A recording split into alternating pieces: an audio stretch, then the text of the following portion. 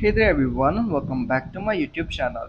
So guys, today in this video I'm gonna tell you how to fix iPhone screen not responding properly after iOS 18 update. So guys, as you all know that iOS 18 is officially released by Apple, but after updating to it, many of you are complaining that you are facing an issue of a screen, that your screen is not responding properly and you don't know how to fix this issue.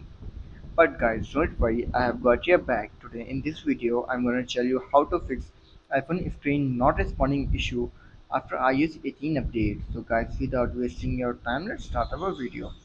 First of all, I will suggest you to do clean the screen and your hands.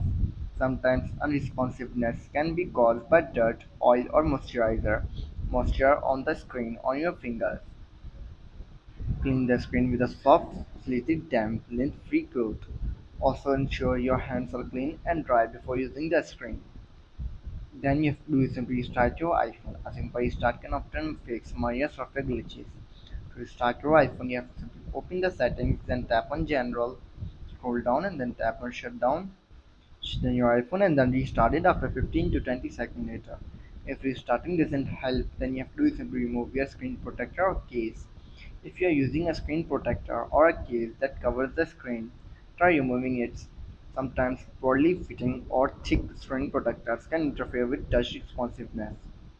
After this, then I will suggest you to do simply calibrate touchscreen if capable. The older iPhone models of your iPhone or if you are recently replaced the screen, recalibrating the touch screen might help.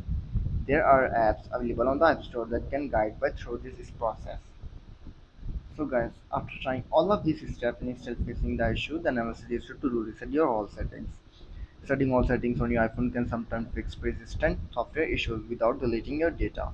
To do this, you have to simply open the settings, then tap on General, scroll down and then tap on Transfer Reset iPhone, tap on Reset all settings, enter your password and fix your issue.